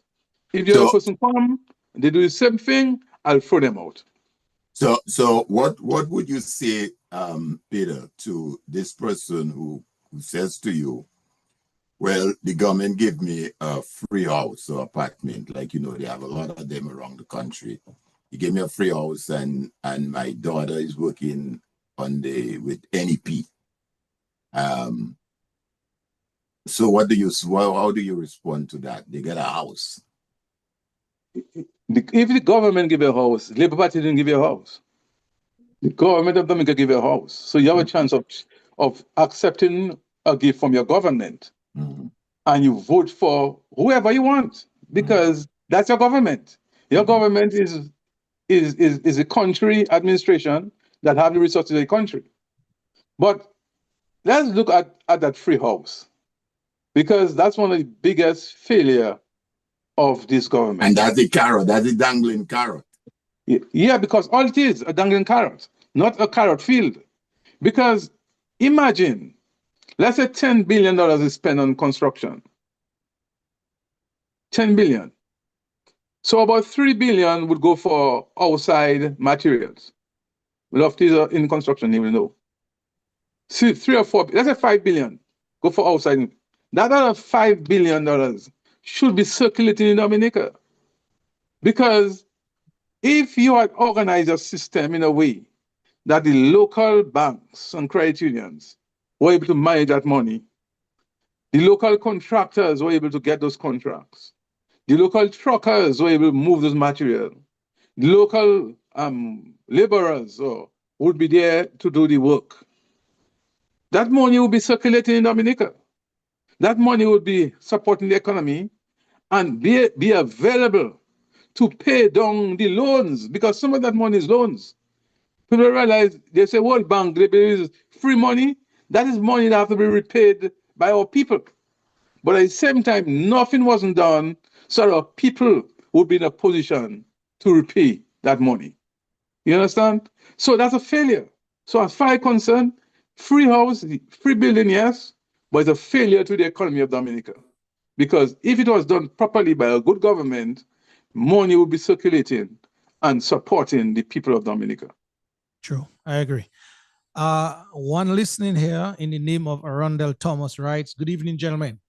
Thank you for a rich and, he says, engaging conversation.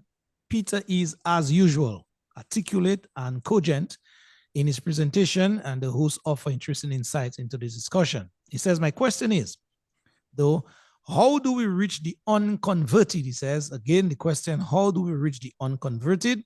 Those Dominicans that have been blinded by the labor cancer. What effective strategies can we employ collectively to change the platform and give hope to the Roosevelt worshippers, he called them? We need to address that, he says. He says also that message must reach the other side, so to speak. I don't think Dominicans, he said, like misery. They need to be convinced of the better alternative. What do you guys think? And he ends by saying, excellent program. Well, the thing, I know it's difficult, but it can be done. The unconverted, how do we preach or reach the First thing we have to do is uplift our opposition personnel, make sure they supported, stop the infighting if there's any fight, because Dominica is going down. I mean, nobody can sit, look at what they benefit from this government and think Dominica is going a good way. Nobody. Second thing is to ask Dominicans, are you satisfied that your opportunity to build a life in Dominica is better than your parents? Look at what Dominica was able to achieve in the 60s, 70s, 80s, 90s. Look at what we have achieved in the last 20 years. Government now is taking 80 cents on every dollar in Dominica. Any dollar that's in Dominica now, government owns 80 cents. First time that happened in the history of Dominica. Government used to own about 20 or 30 cents, and the people used to have 70 cents. The reason is the government want to control everybody, they control the money. Free up the private sector. Let them be independent. Let people be able to do their investment without government interference. Government haven't got to be selective in who doing what. Your government, everybody should get equal opportunity. What happened in your party is you pay your party. When you're in government, you work for everybody. Everybody should have equal rights. And that is what destroys our chances of having a better Dominica. And outside, they're not getting easier. Oh, I mean, I said we run away because there was opportunities, but no, all doors are shutting up, especially in the US, you know. And as doors shut up in the US, doors going to shut up in Antigua and St. Lucia and Guadeloupe and everywhere else. So people now have to sit hard and say, look, we need a leader that will organize the economy of Dominica so that we can make a living. We can do a business, we can get a job, we can make some investment and build a life for ourselves and our children. Yeah, thank you, Brother Cabo. And folks, we are slowly but surely, in 5 minutes' time, you will be winding down this discussion as it were. Alvin, any further thoughts from you before we start to bring it down to a wire? No, I think, excuse me, I think Peter has shared quite a bit with us this evening. Mm-hmm. And even some of the comments that you read from the folks on the feed, you've covered a number of areas. I think the one of the main message that comes out of that is the fact that as a people, we must get away from that dependency syndrome and be more independent. And once you're independent financially and otherwise, that you can determine your own destiny, getting away from that, emancipate the mind from that mental slavery. I think that is basically what came across from these contributions. And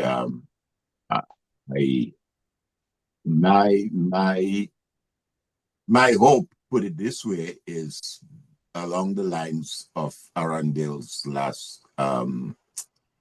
question, Arundel's question and comment. I mean, and that's why I asked him earlier, what message does he have for folks like himself or ourselves who grew up at a period when we saw prosperity in Dominica? Because I know growing up in Dominica that Dominica was prosperous. I mean, he made the point that, I mean, when you prior to the hurricanes and even after the hurricane, immediately after Hurricane David, I mean, all these homes that were built in Dominica, Santa Roma, Goodwill, Castle Comfort, Wall House, throughout the country. I mean, you go to any of the villages now. When I was in Dominica, I went down to last year, October, I drove to Laplane. I mean, I know as a young boy going to Laplane, I mean, Laplane, those places you would say, well, they're country. But when you drive through there now and you see the kind of development, there was a middle income at the time, but now that is being eroded. And the question remains is to ask the question again, are you better off now? I mean, the question of the housing, I threw it out. But again, if you're just given a house and you're not employed and you have to depend on somebody to pay the lights for you and to pay the water bill and all that kind of thing, you certainly do not have independence. I mean, and the point remain as well, when this current administration talk about housing, I mean, Peter will bear me out on that. I mean, we started housing project in Dominica going way back on the Patrick John era. You have the Bath Estate Housing Scheme. You have the Simon Boulevard Housing Scheme. You have, you know, several of those housing schemes throughout Dominica. And those schemes were developed in such a way that when folks got one of those units or houses, that they could use the title, the certificate of title, for that purpose, to go to the bank and send your children to school or start a business or do something. I'm not sure that is the same approach with these apartment schemes that they have around the country. So I'm still hopeful. I'm hopeful that our both young and not so young and the older ones will see the need to bring about some change and to move from where we are today to a better place, because he's right. Doors have been shut. I mean, those of us who are in the United States of America right now, I mean, notwithstanding the fact that we have achieved and, you know, been successful in various fields, profession, business, otherwise, but it's getting tougher everywhere. I mean, you know, Lofty, we had a program that speaks to this visa issue, and so it's not getting easier. So I think we definitely, as a Dominican, as a people, need to do better. So I think Peter has really, really hit the nail on the head, as they say, and has really came out batting. I was trying to bowl him a googly and see if I would bowl him out, but he keeps coming and he keeps batting, man. Every time I bowl a ball, he's giving me a 6 there. I say, damn. Well, yeah, Lofty, I will say, we have turned our road backwards on development. There's no question that we are going backwards. Our grandparents moved from the 60s and 70s, and we were moving up. We had hurricanes, we had all kind of setback, but we get stronger. I mean, the people who survived Hurricane David came back stronger after David. That is It's so not that, true. you know, we were crying. People True. had a 2-bedroom house for Hurricane David. After Hurricane David, they had 4 or 5-bedroom houses. Farmers who used to make $1,000 before David, after David, they started making $2,000 and $3,000. So we used David as a springboard for development. We had Maria, and Maria would just lie down and expect people to take care of us. Dominica wasn't given the opportunity to take the development in their hand. When the resources came, but the resources stay away from the hands of the people. That's what happened. Because the government wanted to control the people, they never gave them the resources to build themselves. My message to young people, especially people 40 years, I call them the labor generation, Dominica can be a better place.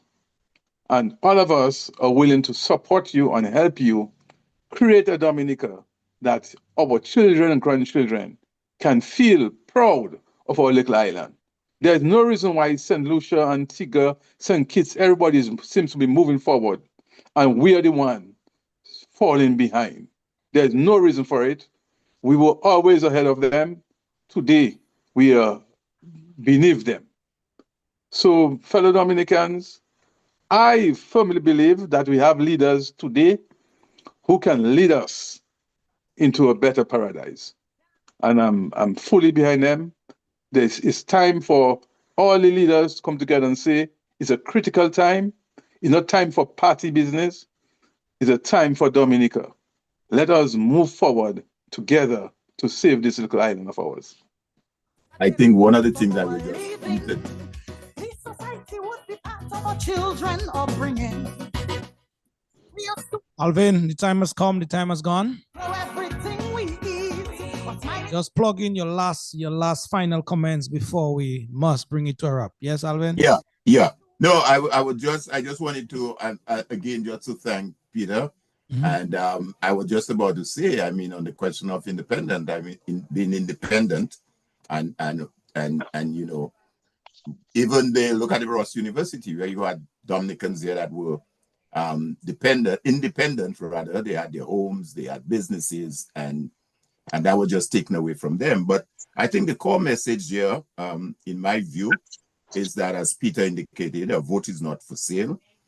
Democracy must be protected, and transparency is required in our electoral system and our process, and that trust must be restored. I think this is fundamental, and that citizens must act. Citizens must take action. I think that is what Peter has said in his conclusion.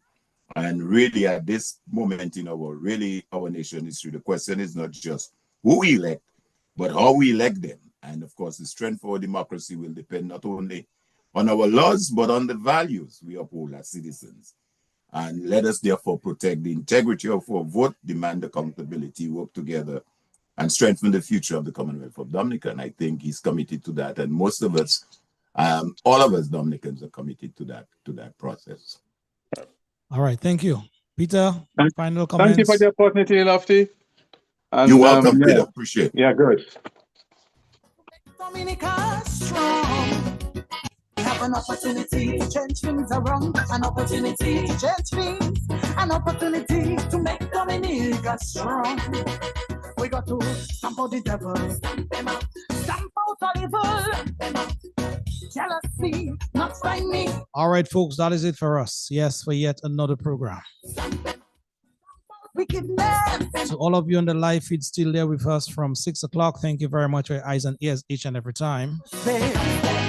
Opportunity for change, she called this one Joy Stout. The rest of our life, we have an opportunity to change things around, an opportunity to change things, an opportunity to make our country strong.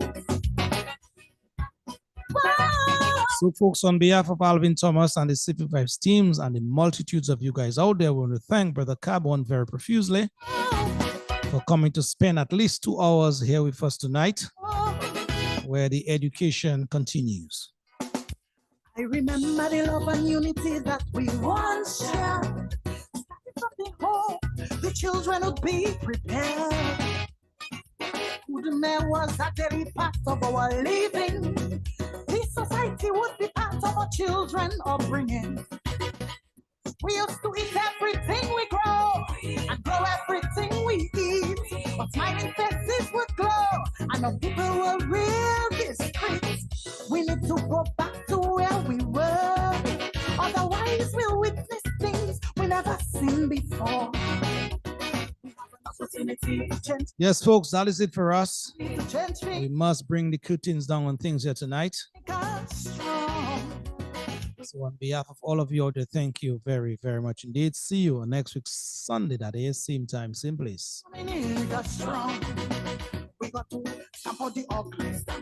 What I will say in closing is that it is said everything rise and falls on leadership. And I will add effective leadership or non-effective leadership. Everything rises and falls on that. Huh? Tomorrow is the first day.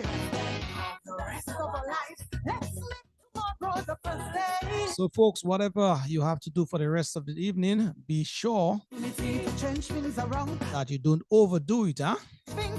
And looking forward to a great week ahead. Bye-bye. We love you.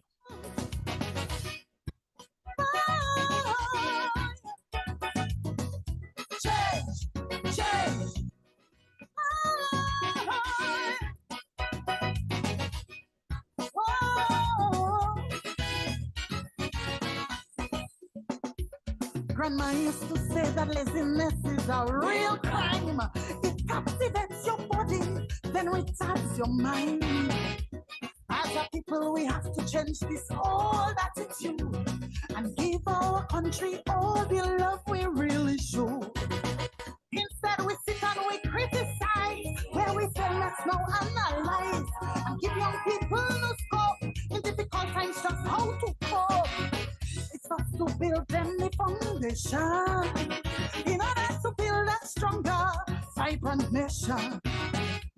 We have an opportunity to change things around, an opportunity to change things, an opportunity.